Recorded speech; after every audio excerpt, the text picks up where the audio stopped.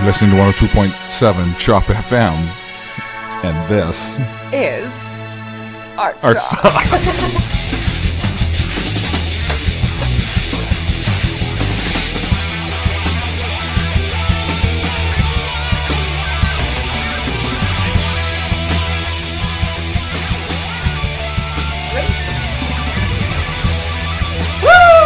We are ArtsTalk. Good evening. You're listening to 102.7 Chop FM, and this is ArtsTalk. I'm Dave Peters. I'm Taylor Koss. And this show is dedicated to bringing the arts to Newmarket. Not just the musical arts, although there's always plenty of musicians, but any artist practicing any discipline, be they amateur or professional. Mm-hmm. And if you're in the arts and would like to appear on this show, then we would like to talk to you. And here's how you can contact us. You can contact us through Facebook and search ArtsTalk Radio. Send us a message there. Or send an email to artstalkradio102.7@gmail.com. And don't forget to listen every Wednesday at 6 o'clock sharp to hear good music and find out what's going on in the independent arts scene. Mm-hmm. Our guest tonight is James Murray from the Downturns. Woo! Welcome, James. Hello. Thanks for coming. Good to see you. You came up from Toronto, James? Brampton. Oh, from Brampton. Yeah. This is our first Bramptonite. We've had London, St. Catharines, Penetanguishene, and now Brampton. That's Jake Hamilton, isn't he? Penetang? No, Midland. Oh, Midland. Midland, Penetang. Lots of places, They're yeah. sister cities, I think. Okay, So, Brampton, what did you come across? Highway 9 for... I actually splurged today and took the 407. Look at you. Oh, good for you. Spending the big money. Yeah. Got here early. I said, you know, I don't have to pay them back right away, so, you know, good luck, ETR. What's it called? ETR? I don't know. I don't drive. But when your time is of the essence, you know the 407 will get you there. Yeah. I thought I'd get here early. I went down to the Crow's Nest. Good. Now I'm here. Yeah, nice. I did. The Crow's Nest, great little pub. Have you been there before? No, I drove by and I said, that's a great little pub. Isn't it terrific? It was great, yeah. Cute. Yeah, it was we great. like the Crow's Nest. Yeah, we love that spot. I just had to find somewhere to read, and I thought like I'd go in there and just read and just wait. What you reading? American Psycho. Oh, nice. By Bret Easton Ellis. Yeah, it's a great I've read book. some of that book. I didn't finish it, but I actually did a book report for my cousin once. He did it on that book. Yeah. That was a controversial book. It was very controversial. I can see why. Yeah. Yep. Yeah, it's so far it's maddening. Good like just because you know, if you've ever seen the movie, Yeah. I have. I've seen the movie, so I ruined it for myself, and so now I'm just a couple chapters in. I'm just knowing the outcome kind of the story, and just really getting into the to Bateman's head, right, and just watching as like he's sifting through this like mundane life of Is his yuppiness. name Bateman in that? Yes. Have you read Rules of Attraction? That's okay. So Sean Bateman. Yeah, Bret Easton Ellis, Uh-huh. right, when he writes about this American family. They're all part of the Batemans. I did not know that. That's crazy. Yeah. And I've read, what else did, Less Than Zero. Like, Bret Easton Ellis is an awesome author. Anyways, we're talking about music tonight. But, you know, this is an art form. It is an art form. Writing. And his writing is amazing. It is I good. love it. And I love the bit about the business cards. Oh yeah, that's yeah. Oh God, I know. I love how envious he is, and he thinks he's so full of himself, and he thinks this is it, This and is then the bomb. everybody just takes him for what he's worth. It's like, yes, you deserve every bit of that. So, James, tell us about the Downturns. We're clearly a band based out of Brampton. We just said we're from Brampton, but we are what we call we're a post-boredom. Post-boredom. Post-boredom. We hear a post-rock, post-punk, and now we've got a new one. Post-boredom. Post-boredom. I would say we closely resemble post-punk. Like if you were to like, yeah. So what post-boredom is like we there's a couple bands from our area in Mississauga that I feel fall into like this distinction. Bike Thieves. Bike Thieves are really good, but I would say they fall underneath. Yeah, Post-punk. this is just me. This is just what I. Well, But Bike Thieves are awesome. They're so awesome. Yeah. But like River Groves, who we just went on tour with, and then Stockholm Siesta are from our town, and it's just like this. It's kind of post-punk, but there's something still there that kind of lingers it a bit further to punk, but you can't qualify it as punk, right? Yeah. And I feel like it just brews from some sort of angst from these suburban ghettos. Totally. Like, So I hear do that. you define punk, and forgive me here, do you subdivide punk on the basis of lyrical content or arrangement or It's always tempo? interesting to hear people's definition of what punk actually Yeah, is. what is punk? how I always distinguish punk, because there's lots of bands out there that classify themselves as punk, and I have a hard time seeing. Well, I think some do it just based on attitude, right? They have a certain sneering. Well, some people will say attitude that the there. definition is an attitude, not necessarily like are A you style. are you Yeah. crunchy enough or loud enough or in your fast face or enough, swear. or- I don't know. Like there's Yeah. all sorts of different punk. I would say it's added, Sound. like it's a mixture of all those things, right? Yeah. It's just a combination of attitude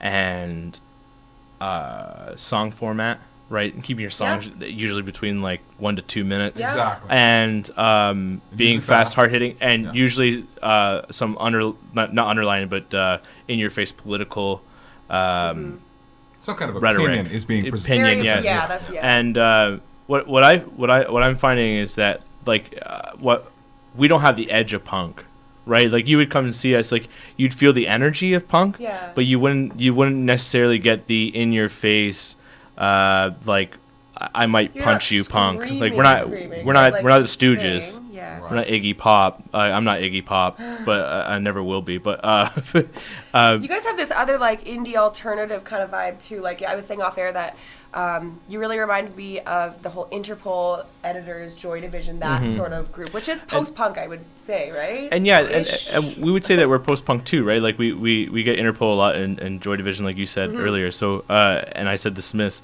but we're not as morose as that. So that's why we're saying like are we, because it almost borderlines goth. Post-punk almost Yeah, and for sure. and I would not Totally. say we're I gothic. don't get the goth vibe from No, you, no. but that's why I kind of always place this in the middle. And the reason why I say post-boredom is because like there's like this angst brooding, and it rises to this boredom because we're all confused and we don't really know what to do in Brampton. We have nothing really to do, and a lot of us are kind of lost. So that broods boredom, and then what do? You pick up a guitar. It's kind of just like post-boredom. We're Yeah. just doing this because like what else are we going to do really? Cool. Right? I like that. At what age did you pick up a guitar? When I was in grade 7.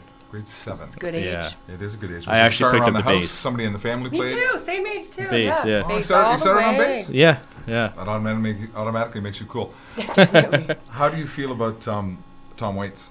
Love Tom Waits. Right? You're automatically Woo! cool. Yeah. Automatically Yeah. cool. That's kind of how I That's like Taylor's my cool people. meter. She has Yeah. a very on-off cool meter. If- Like Tom Waits, cool. Don't like Tom Waits, not cool. I was listening to Mule Variations yesterday. Nice. Yeah. So good, so good. I love them. I've been trying to teach Dave about Tom Waits, and you're a pretty good student. I'm working on it. Yeah. Yeah. I'm proud of you. There's more there than meets the eye. I'll definitely say that. There's just so many faces of him. Sorry. Like, Sorry. What I like about Tom Waits is because like, I like literature, obviously. Like I went to U of T for English. Oh wow. did? Cool. Yeah. So So what? you're a reader. Yeah, definitely.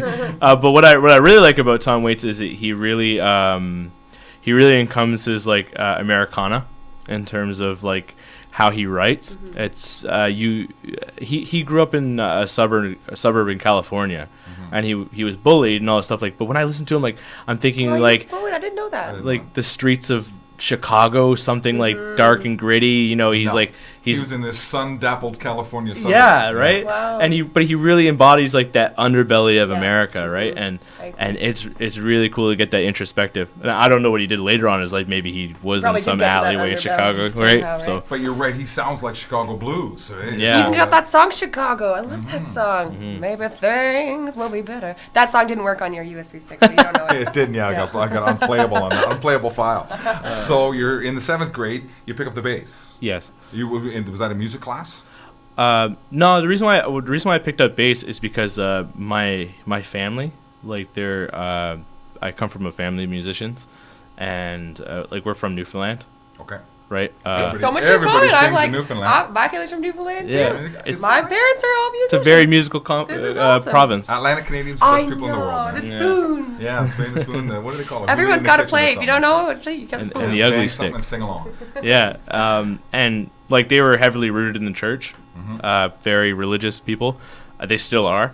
And what I realized was that none of them play the bass, and that all of them are religious. So I said, I will not be religious, and I will play the bass. There you go. And I feel like the reason why, like my family on my mother's side, they're very boisterous and very upfront.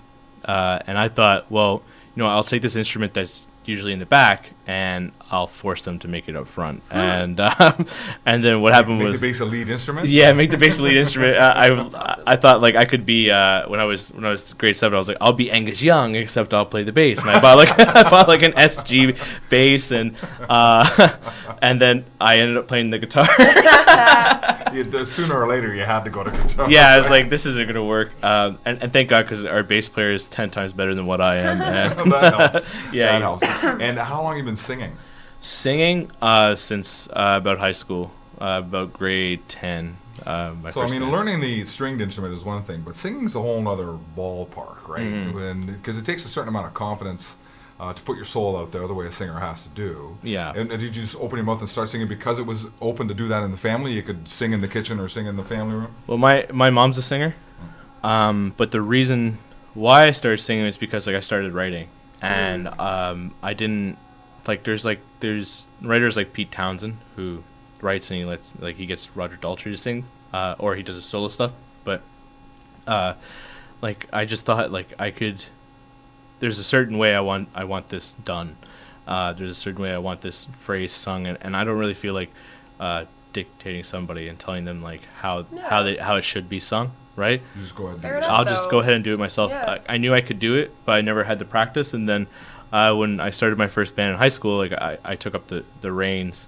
I was singing in the front because I had all these songs written that I wanted to sing. Right? So then that's where it started. Really? Who were you emulating at that time? At that time, was probably Gord Downey. Interesting. Right? You were a hip fan. Yeah, at that age, I was when I first started my first band, I had just started getting into the hip. When I first listened to hip, I all my people older than me were into them, so I always thought of them as kind of early up to here. Road Apple's early hip or kind of mid period hip. Between Evolutions was the first album I picked up, and it's still my favorite hip album. Is it? Nice. Yeah, because I think it's in terms of Gord Downey's a great lyricist and poet, but that album specifically, everything he wrote on that album in terms of lyrics is out of this world. You can't really quantify it, you can't really correlate it with anything. It automatically, especially when you hear it younger. I heard some of the music, some of these albums that I still listen to all the time when I was 13 to 16 or 17. I mean, music still hits me hard, but some of those albums just hit you so hard, and you're listening to every single word, and it makes a mark on your soul. Yeah, and you don't lose that as you get older with those albums. At least that's you always still the music have you love the most. Yeah, yes, I think. Yeah, my favorite is Trouble at the Hen House. Yeah, and one of my favorite lines is on Sherpa. He says, "We were high, we were Sherpa high." What is that? Such a cool line. What is I have Trouble at the Hen House in my car right now. Do you? And candy, like a gift shop. Yeah. The vibe in Gift Shop, I don't know if you know the tune, no, but it's just, the whole album is very atmospheric. It's not really hard rocking, although it's got some powerful stuff in it. But it's just this strong atmospheric thing going on. Their last album was killer, and I think it kind of was like that, very atmospheric. Very atmospheric. But Gift Shop blows my mind. You get to feel small from high up above. Yeah. Yeah. And then from high up above. Yeah. And Coconut Cream. I really like that song. And it's very simplistic lyrically. He kind of just goes around in circles of 2 or 3 ideas, but I can't repeat it on air. But some of it's just very excellent restraint there, James. Yes, I'm trying my best here. This is ArtsTalk on 102.7 Chop FM. I'm Taylor Koss. I'm Dave Peters, and we are in conversation with James Murray of the Downturns from Brampton. The Bramptonian Downturns. So you finished high school with a band. Are any of the current Downturns from that original lineup? From your high school band, or any of the current Downturns? No. They all went off to different schools. The bass player went north to North Bay, clearly North Bay, and then the drummer is at U of T, and the old guitar player, he now works for Microsoft in the States or something. Wow. Working, he was super intelligent. But I'm still friends with. We just went on tour and we were in Toronto, and the drummer from my first band and the bass player came up to the show, And That's As a cool. surprise, were you expecting them? yeah, I live down the street from my bass player from the old bass player still, and he plays in a folk band now with his brother. And they're really that band gifted called? singers. They're called the Sons of Alan. Oh. Because their dad's name is Alan? Because their sons, they play banjo, and they do like folk versions of modern pop songs and Cool. folk Like kind of like postmodern jukebox sort of thing. yeah, it's very interesting. I'm a big fan of Andrew. His name is Andrew McKnight. But yeah, and we just recently had 2 members quit our band, and That's too bad. God knows what they're up to musically. But Is that 50% of the band? Were you a 4-piece, the Downturns? we were a 4-piece, yeah, and then Did you replace them? well, we replaced the guitar player with myself. Like I was playing rhythm, Okay. and we figured out a way where I just had to cut down on like the amount of strumming I do and just take up like the lead parts when I had to. Cool. And then bring like the bass and the drums like Yeah. more in the bass and forefront. carry, yeah, the trio. And we So picked the drummer stayed. It's yourself and the drummer this no, the drummer, me and the bass player stayed. We had to find a new drummer, so it was like tricky. it was very hard. Drummers are so hard to find. Why is that? Attitude. There's just not enough. Dave's a drummer. You've got an attitude problem, Dave. Because I was No, going to say, Taylor plays bass, I play drums. We're rhythm section. Yeah. On the ArtsTalk rhythm sections right there. You got it. It's very important. It's so important. It's absolutely You need a important. drummer. Yeah, like but it's very important that you find a drummer that you can work with. Mm-hmm. Like As a songwriter especially, yeah, right? Not to say anything against the drummer we had previously. Like I really like him. I thought he was really good. Right, just things didn't work out. And when he left, I thought like oh, this is it. Like, you know, I mean, we can't do this band without a drummer, especially a drummer who doesn't understand what we're doing. Like it you know, might take some time. Yeah, like we had drummers try out and they were like doing double kick. I hate and, that, right? Yeah, I'm like, and I was like playing metal. piano once, and this guy came in, and he's just like, and I'm like literally playing a piano singer-songwriter. I'm like, Yeah. what is going on? But it's just like, it's just not meshing. Like, that's their style. This is like your style, and Yeah, I get You're gonna busted too. find- Max will always say to me, "Will you stop with the double kicks? Enough. Okay, one is enough."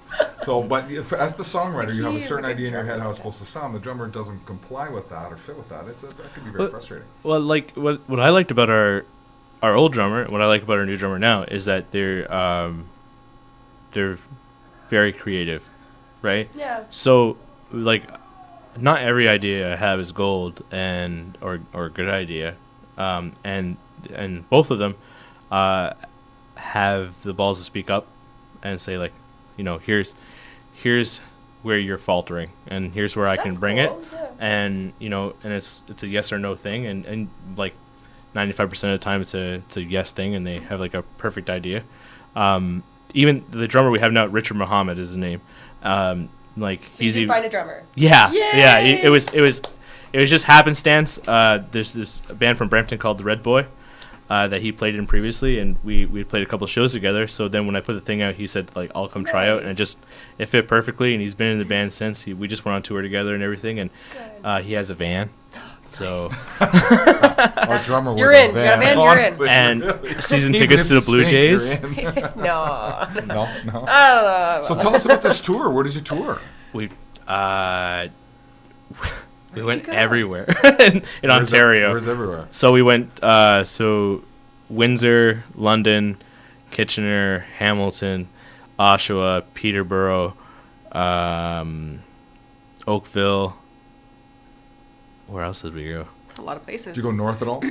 It sounds like that's a 401 route. You more or less started in Windsor. Yeah, we just went. Worked your way you east play on the Barrie? 401. No, Barry's a no. great place to I play. contacted the Barry's Fox great Lounge. I spot. didn't hear back from them. Oh. Really? Yeah, Shane. Fox Lounge? Shane, come on, man. Let's let's, what was I let's do gonna say? this. So did you guys do this tour? Was it like a weekend thing, or did you like block off a week or 2 weeks of your time and just do it all? We did a joint tour with the band River Gross from Right, Mississauga, and we did a lot of equal planning, and I am the only one in both bands who is not working currently. So I was like, let's just Yeah. like Let's blitz it. yeah, like we'll do Tilsonburg on this day, and they're like, you know what? All the bands are playing Tilsonburg. I keep seeing that. Yeah. I know. It's like actually happening. It's like on my list. Like I'm like, I want to go to Tilsonburg. I want to go to Tilsonburg. Tilsonburg's a happening town. Tilsonburg. Yeah. I Coburg think of the too. Outbred In-Laws. They do this cover of a Stompin' Tom song, Tilsonburg, and it's so good. Oh, that's right. That's tobacco it's country, very man, good. down London way. Oh yeah. Yeah.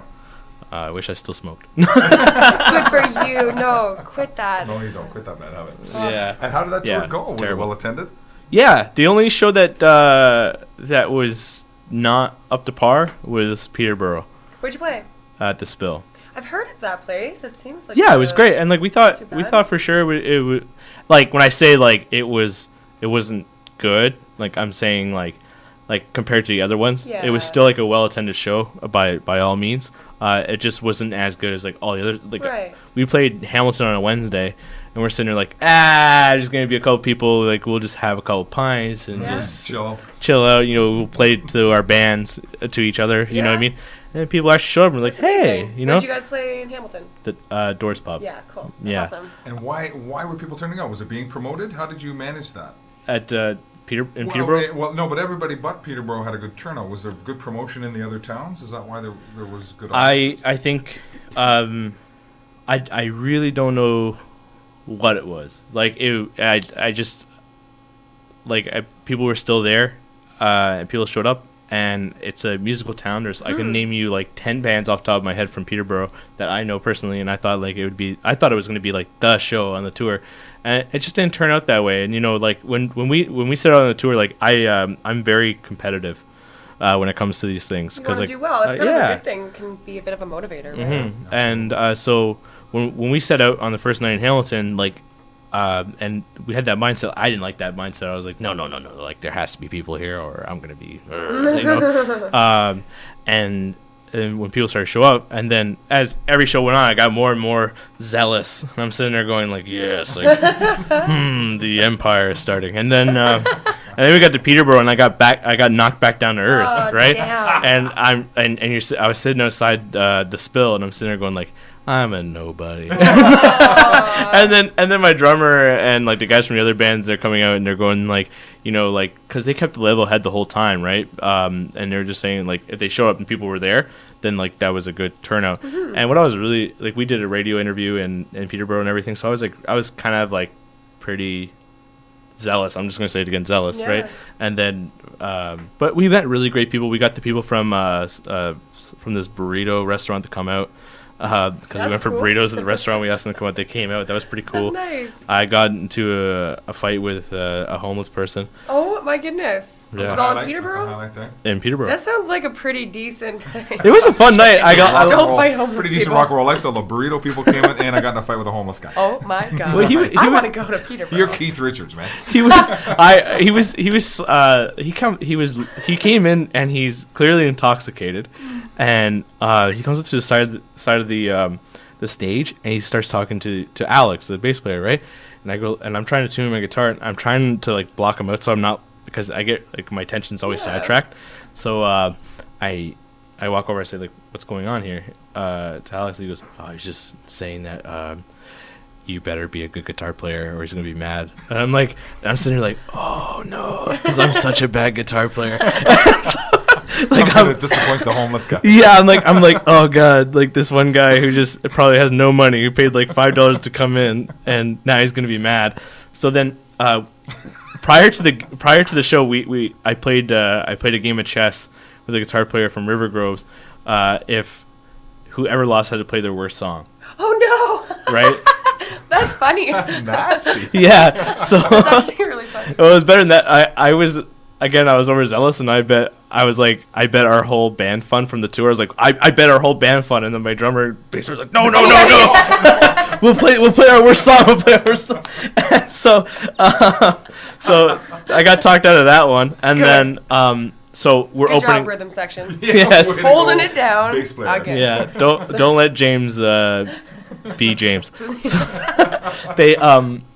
So we lost, and I lost the chess match pretty viciously, and then I decided, so we had to play our worst song, which isn't like a bad song. It's just in our repertoire, like It's the song you don't choose. It was right? the first song we released. Aww. So it's like, it's also a song that it's like cringeworthy to us to even think about now. And so we get up and we play it and we finish it. And I look at the drummer who's never even played the song before because he's so new. We don't play that song anymore. And he did it well. That's amazing. And Alex did a good job. And the only part was like, I had to solo and I don't solo. So I'm like, and so everything went bad. And then I hear the crowd clap, you know, and then this homeless guy, he yells out like F you? F you. Right? And I'm like, what? He's like, F you, man, you can't play the guitar. And I'm like, oh, like I've been figured out. Like, you know? So that's when he went back, sat in the curb, and said, "I'm no good." Well, no, we finished. Yeah, we finished the set, and the set finished like really well, and everything went really good. And then, and the person who was cheering the most right after our set was this homeless guy, and he started like, yeah, you guys are it, man, you guys are it. And he comes up to the side of the thing, and he goes, "You're it, man. I got it. You understand? I understand. Like we got it together. Like we're on a different wavelength, right?" And I said, no, F you, man, right? And he goes, what? I'm like, F you. I'm like, you came out. You're screaming at me after the first song, and like you hear the rest of our set, so now you're gonna come praise me. I was like, get out of here, get out. And he's like, it's okay, man. Can I have like one more drink before I go? So he goes and has a drink, and the guys from River Girl's like, oh my god, like what's going on? And it's not the first time I've gotten into an argument with people outside the stage, like after a gig. There you go. Sound guys. Lead singers. You're very emotionally invested. The sound guys, yes. Sometimes they're grumpy. Oh, very dramatic band. That's good though. It's good to have some drama in your music, right? I think it is. Yeah, that's where all the energy. Yeah, comes totally. from. Some personality. So you brought your guitar. Yes, I did. What was your intention? Well, whatever you wanted. Well, why don't you play something? Perhaps we could hear some music. Why don't we hear a tune? We've been gabbing Downturns almost half an hour. acoustic. Yeah, actually, yeah. Well, that was half an hour? Yeah, right? Oh my god. Jesus. That must be why I'm sweating so much now. Okay. So yeah. So while you're grabbing your guitar, I'll remind everybody that this is ArtsTalk on 102.7 Chop FM. I'm Taylor Koss. And I'm Dave Peters. And we are talking with James Murray from the Downturns. Mm-hmm. And hearing his stories of the road. Did you make money on that tour? Yes, we did. Good for you. The money we made is going to cover our new EP, which is coming out July 2nd. Very July good. 22nd. That's very exciting. Good for you We guys. have a EP show happening at release show at the Hard Luck Bar. Cool. And Where's the Hard Luck Bar? college. Dundas? No, I'm wrong. Sorry. I thought Downtown college. Toronto? I Team could. calls. It's in Toronto. Something? Yeah, neither of us are from Toronto, so we don't know. I thought it was Somewhere Dundas. in Toronto. I don't know. Anyways, Look who it knows? up. The Hard Luck. It's a Hard very Luck. popular bar. It's upstairs. 3 sets of stairs, eh? Did you know that? Yeah, I know. I have to A lot carry of my fun. amp. Oh, you don't not, bring an It's amp. not fun. No, I can't wait till like I'm famous enough to have somebody else carry. Right? I'd be like, carry that. If you don't have a Fender Twin, Sometimes do ya? there's benefits of being a female. But the guitar player from River Groves did, and we settled on my Fender Hot Rod because the Twin is so heavy. It's unroadable, that amp. Have you ever tried to lift a Fender Twin? I bet you it weighs 200 Wait, is it at the pounds. jam I'm not spot? 'Cause I exaggerating, used to right? carry it the gear weighs at the more jam than a large spot. man does. It's insane. Yeah, he was telling me about it, and I said like, Kevin, like you don't know anything. And then like because we shared the jam space, I went and lifted up his amp. I was like, okay, thank God, like we took that, because I like to complain about everything, so I wouldn't show him be like, I don't want to carry this. So, if anyone's online or near their phones, if you want to see this live in action, I'm going to go live on Facebook. So, check out ArtsTalk Radio, facebook.com/ArtsTalk Radio, and join us. Killer good times. Okay, what are we going to hear? What are we going to hear, James? This song is called Lunacy. Lunacy. Lunacy. It's not recorded yet. I've just been, whenever I'm asked to do like something like this, I usually sing it. It's actually like one of our oldest songs, but I really enjoy it. So Nice. All right, this is James Murray with Lunacy on ArtsTalk on 102.7 Chop FM.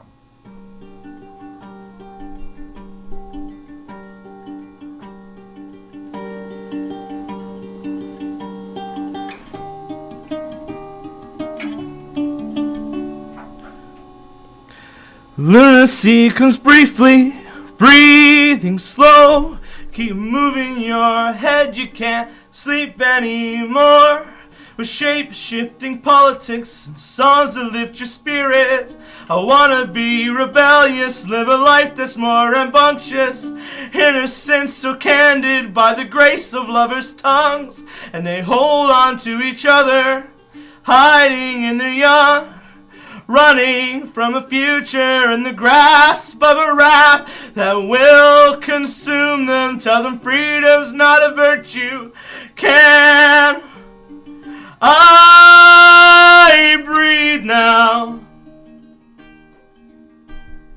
Can I breathe now? Can I?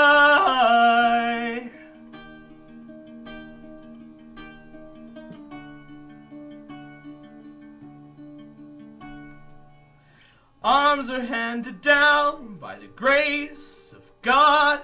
Sickness overwhelms like the arms of wealth. Watch your love fading as you drown in your doubt, and you just can't believe it. Your memories were defeated, so you pawned off a future for a luxury. Said farewell to a king, and we watched him leave. Levees overflowing in the crevices of your dreams. And if this is all my life is, then take it away from me. Can I breathe now? Can I breathe now? Can I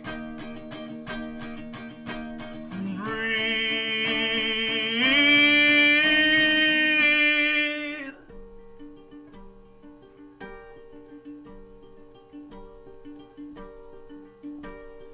Lunacy comes briefly, breathing slow. It's easier now that I can breathe. Woo! James Murray with Lunacy on 102.7 Chop FM. This is Arts Talk. I'm Dave Peters. I'm Taylor Koss. We are in conversation with James Murray. That was very That nice, was awesome. James. You have a very powerful voice. Very Oh, good. I had to adjust the volume. That's right. We cranked her down a little bit there. Do you play acoustic a lot or mostly electric? Mostly electric. Yeah. Next time you come, we got to bring an amp. Yeah. I'm worried about the sure. guitar. I hope the guitar came Do through. you finger pick the electric too? That was very nice picking. Yeah, on that. very nice. No. No? That's the only song I have that's finger picked, actually. Really? Do Yeah. nicely. Yeah. Very Yeah. cool. Very cool. That was nice. So you can tell that lyrics are a big deal to you. You're very much. Yeah. It's very cool though. I like it. It's the whole reason I got into writing music. I hear you, yeah. Like, I'm a big Beatles fan. So, John Lennon, especially. So, when I got into music, I just wanted to write and just be John Lennon. It's like this great way of like getting that writing out. Like I'm kind of the same. Lyrics was a huge deal for me too, and that's kind of why I switched from bass to guitar, because I wanted to put these poems into music, sort of thing, back in the day. And I can't remember where I was going with that. Well, Sorry. it's one thing to want to write. It's another thing to be able to write too. Though. Yeah, It's yeah, one thing. yeah. I mean. It's I know what I was going to say. What are you gonna say? It's like this really good opportunity where you can showcase that to people. Like spoken word's a thing, definitely a thing. Sure. But there's a difference between like being up and performing that song, like making it a song and making it something that you can interact with an audience and get into their heads. And I don't know. I guess poetry is the same sort of thing, but there's a difference somehow. I was actually told to stop playing that song live. Why? Way too depressing. Oh. Because it's clear. Not agreeing with you, but I know what it's like to write some slow songs. People don't have the patience for that all the time. But because a lot of our songs, like I said, like it airs on the side of punk a bit, so it's like most of the songs are hard hitting. Yeah. So then the first and only time we played this song live, we put it like dead in the middle. We thought like we'll bring the crowd down, we'll bring them back up. Yeah. But then everybody in the crowd was just way too depressed afterwards. Just sitting there going, "Oh, right." You couldn't bring them back up. No, my friend, Michael, he comes up to me. He's like, man, that was awesome. He said, that one song, and he's like, when you started, we all went like, man, James is gonna say something here, like let's wait. He's like, and then you said too much. Oh no! Yeah, he's like, and then all the anxiety and depression in the room just kind of like people are coming to these shows to escape that kind of feeling, and then they're just in there and they're. You handed him a heavy spoonful. That's a good way of putting it too. How you say like people are going to those shows to escape that feeling. So it is hard sometimes to incorporate slow, darker songs that are. Of course they are, but it's got to be expected because like even like I'm doing this to escape that too, right? I'm not. I mental health, like I do music mainly for that reason. So this is my platform to do that. So. If you don't want to feel that way, don't come to the shows. That's how I feel now. Were you 12 or 13 when you realized you had something to say? Yeah, I was about that age. You were about the same? I guess so. I didn't really feel like I had something to say to like shout to the whole world. I just liked writing, and I would like put it out there to people that wanted to read it or hear it, and it's kind of how it went. I hated everybody and everything at that age. And I wanted to like watch the world burn, so I wrote. Things were dark. Yeah, my like I was saying earlier on in the interview, my parents are very religious. Well, my mother's very religious. My dad, no. But my mom is very religious. And she still, around that time, I was really into like hard rock and metal. Metal. Oh, yeah. And like brackets. Metal? Like Metallica. Oh, okay. All right. So I was really into Kill 'Em All, which is their first album. And I wrote this song.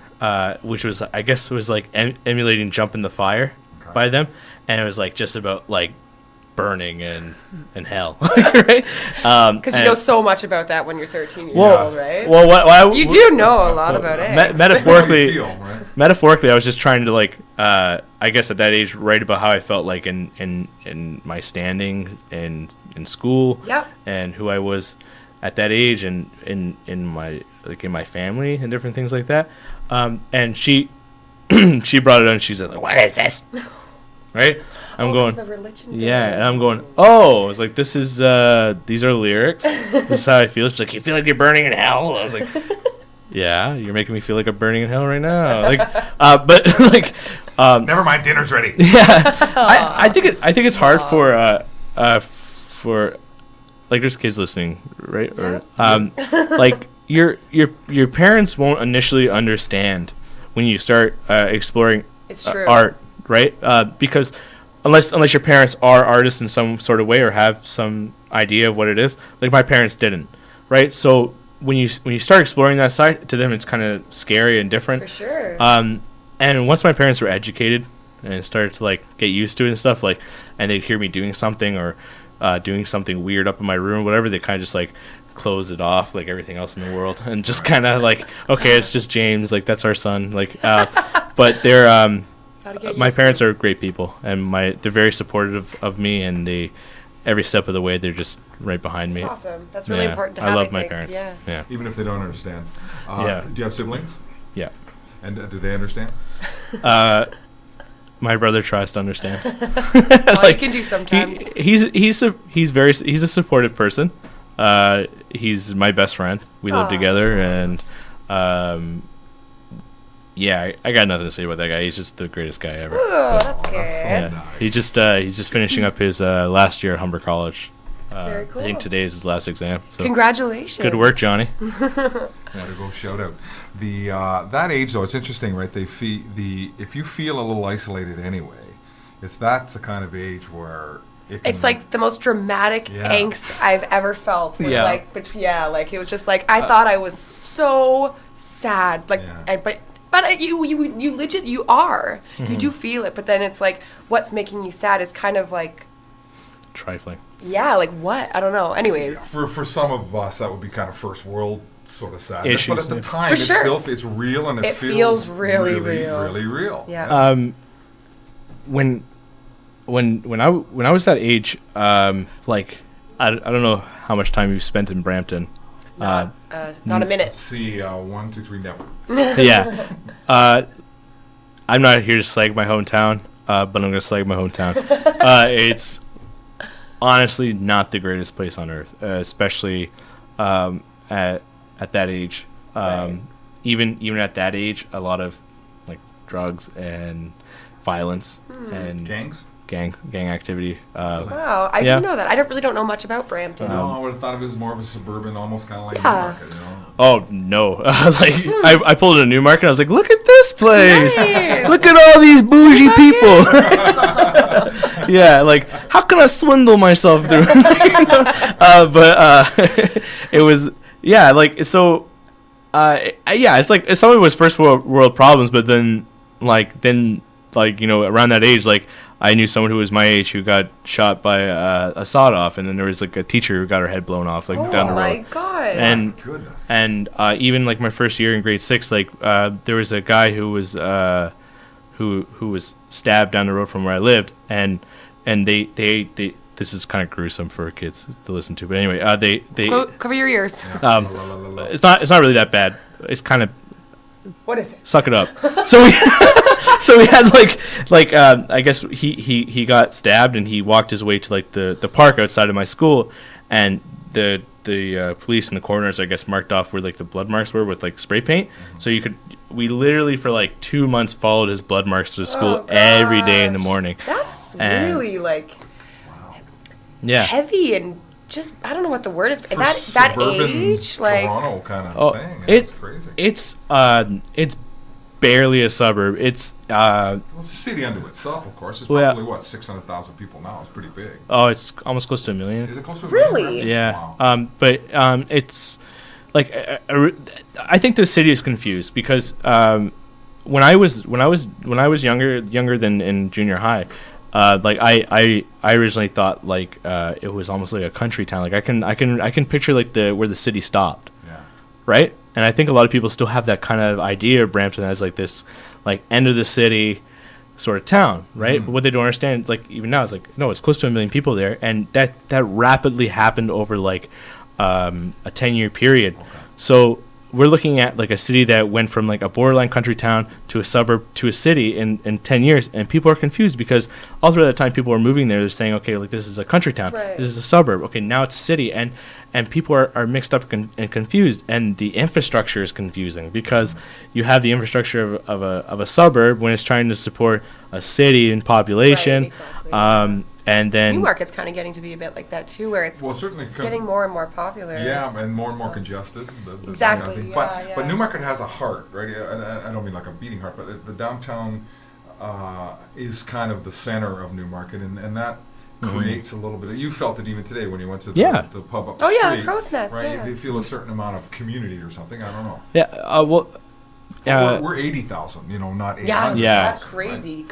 I didn't know it was so big. But my what's happening in Brampton right now, which is great, is that the multiculturalism is taking over, and I think that's fantastic because it's giving a culture, especially to like to the minorities in Brampton, and that's fantastic because they're really cultivating a culture in the city when there was no culture before, and they're really supplanting like a firm grasp on what it means to be a Bramptonian. And when I was growing up, I didn't know what that was, right? Because when I was younger, like there was a lot of immigration into Brampton, and a lot of older white people were confused, right? Oh yeah. And a lot of and then a lot of minorities were also confused, and that we're in the middle. We're being torn between two ideologies. And I'm very happy that that's the way that the city went, and that there is now this clear, distinct idea of what it means to be Bramptonian. Cool. When I was 13, I remember we bonded, me and my friends, over music. The tribes were based on the music you liked, right? It sounds like a similar kind of thing happened to you, and probably you too. No one likes the music I like. No, I'd be the one that was like showing my friends this cool band I found online. They're like, "Who's Queen Adrena?" And like, but like, I didn't really bond with people. I guess when I got into high school, but I was kind of on my own with the music for a few years. Yeah. Didn't even have a couple of buddies that I had really one got friend. It like you did? Well, like, I loved Sum 41 like crazy. Really? So that I was like, yeah. But then I had a lot of like Kitty and like Queen Adrena and Jack Off Jill and Hole and all these bands. People were like, "Who is that?" So, what about you, James? What band were your tribes into? Was it Metallica and that kind of early metal? No, it was early '60s and '70s prog rock. Really? What is that? Emerson, Lake and King Palmer. Crimson? Emerson, Lake and Yes. Palmer, King Crimson, Genesis, King Caravan. Okay. Interesting. Rush. I always have to say something bad about Rush every show. That's Sorry. okay. Yeah, it's okay. I love Rush, so but Yeah, a lot of people do. I've heard. but yeah, like Gentle Giant, all these. But we were all like not. Like none of my friends were really into music. Like just the guys I played in the band with were really into music, and especially like rock music. Right. And the rest of my school was just not into it. Really? Yeah, it's very hip hop. It was popular. I don't know if we're the same age or not, but yeah, that was a very. How old are you?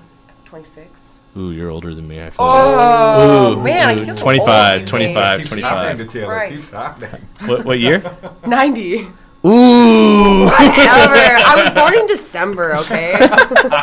I was born in March Okay, 1992. yeah, 3 months. There you go. 1992. Oh, crap. Yeah, okay. see, you're almost 27 actually. I am. You're closing in on Ooh. it. Jesus. Wrong What's side of happening? 25. That's all we know. It's the wrong side of 25. This is going to Yeah. make you cry. Yeah. Time to get a Time real job. to actually wrap this show up on Oh, that sorry. note. Oh I'm not even just mad at you Do we have guys. time for one more or no? I think we got time to play the song that we're going to play, which is Downturns. Well, not live, but this is the actual band. And you know what Downturns. happens? As soon as a guest mentions they like Rush, Taylor shuts the show down. You made me feel old, and you talked about Rush. But I just wanted to say thanks for having me out. And Thanks for This coming. is great. Oh, Yes. no, it was great to have Thank you You're very a much. great guest and love the tunes. Let's talk again about where people can find the music and where they can see you play. You can see us play if you're in Georgetown next week. Who's not in Georgetown? Who's not in Georgetown? You Always. can see us in Brampton. I'm always in Georgetown. I'm sure. I don't know where it is. In Brampton? Yeah. May 26th, I think. Cool. This is Georgetown. But Friday our night. EP release is months away, July 22nd, Beautiful. at the Hard Luck Bar in Toronto. So if you like music, please come out and support your local music. We'll it's share very that important. on our page too, so that people can share it on your keep up with you Bandcamp, guys. SoundCloud, Yeah, and other places. Bandcamp, Twitter, and Facebook are all Downturns Band. So Downturns you can, Band. if you search Downturns Band on any one of those social media platforms, you can find us. And Wicked. we are always open to talking to people, even if you just message us and say hi. We're like, Cool. That's Great. awesome. James, thank you so much for coming in. It was a Yeah, really thank pleasure. you. Thank you very much. Really appreciate having you. And ring us up in July when the EP is ready, and we'll come up and maybe bring a couple of other members, and we'll play the EP in its entirety. Great. Yeah, All right. totally, Let's do it. totally. All right. This has been Arts Talk on 102.7 Chop FM. Next week, tune in at 6 o'clock for High Heels Lo-Fi. High Heels Lo-Fi. Watch out, Newmarket. They're coming for us again. Things are gonna get crazy. I'm Go excited. Leafs, go. Oh God. And we're gonna go out with the Downturns, right? Yes. This song is called Interlope. Yep. And what do we need to know about the song, James? This song is actually about Brampton. Is Oh, it? Perfect. Yeah. Fantastic. So if you want to know the plight of being a Bramptonian, please listen. This is it. Yeah. Okay, this is the Downturns with Interlope on 102.7 Chop FM.